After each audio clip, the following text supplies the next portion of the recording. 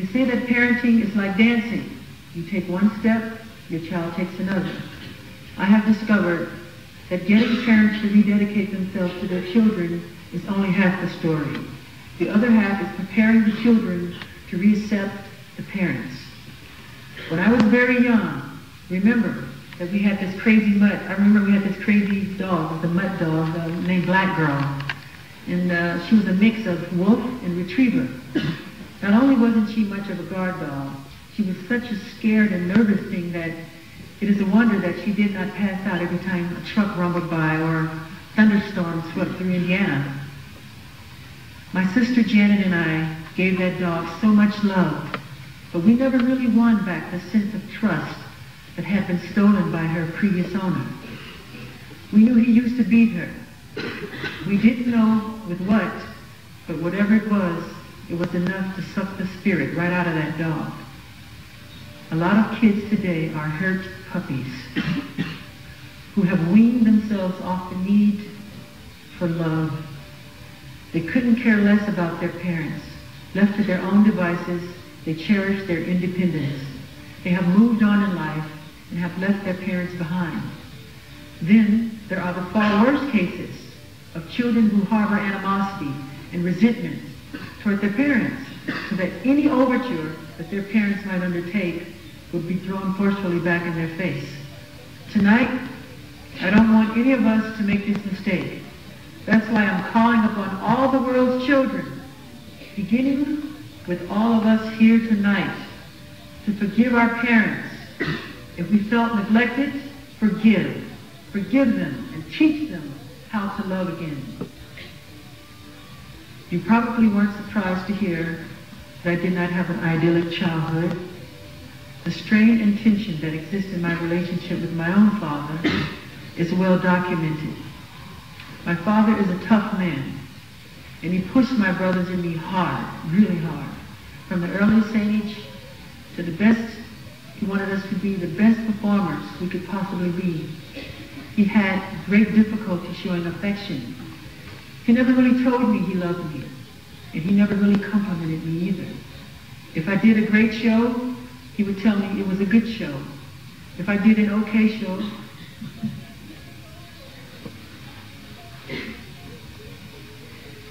he would say nothing.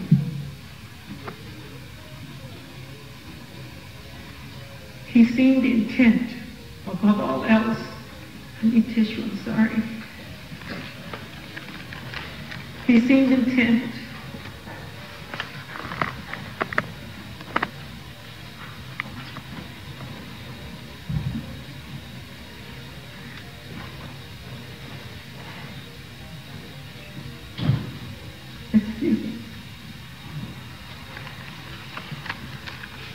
He seemed intent, above all else, on making us a commercial success.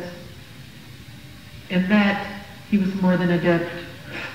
My father was a managerial genius, and my brothers and I owe our professional success in no small measure to the forceful way that he pushed us. He trained me as a showman, and under his guidance, I couldn't miss a step. But what I really wanted was a dad. I wanted a father who showed me love. And my father never did that. He never said, "I love you," while looking at me straight in the eye.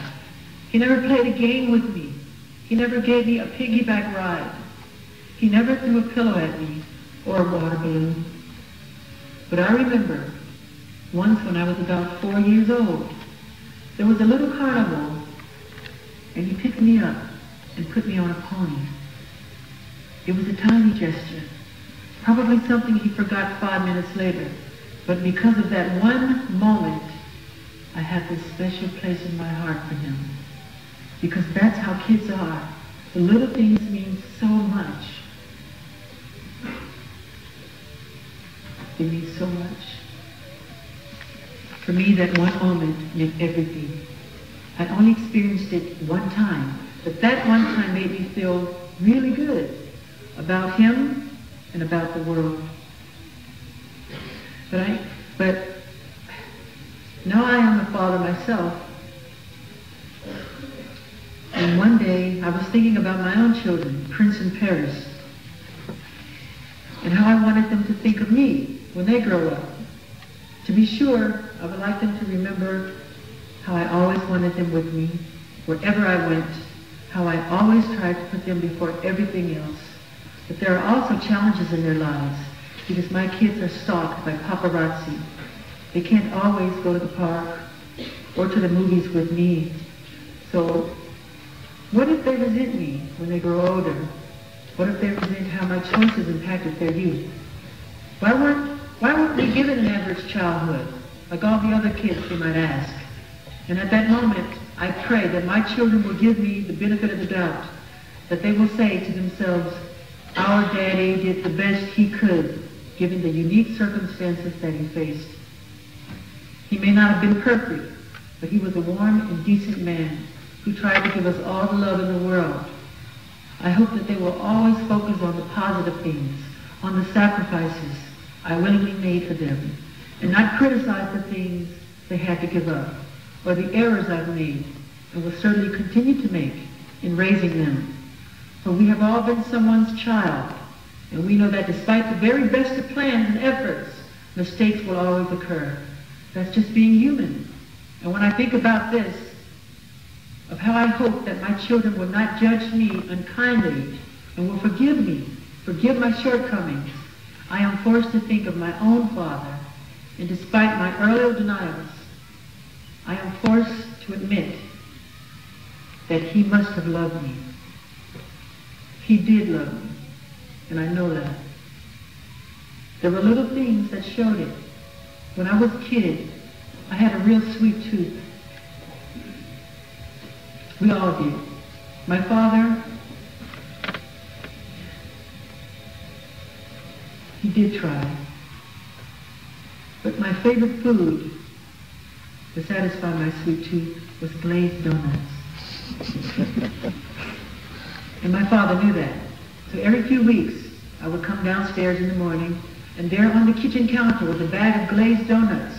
No note, no explanation, just the donuts. It was like Santa Claus. Sometimes I would think about staying up late at night so I could see him leave them there. But just like with Santa Claus, I didn't want to ruin the magic for fear that he would never do it again. My father had to leave them secretly at night so as no one might catch him with his guard down. He was scared of human emotion.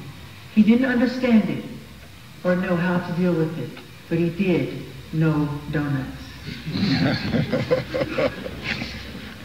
When I allow the floodgates to open up, there are other memories that come rushing back. Memories of other tiny gestures, however imperfect, that showed that he did what he could. So tonight, rather than focusing on what my father did not do, I want to focus on all the things he did do, and on his own personal challenges.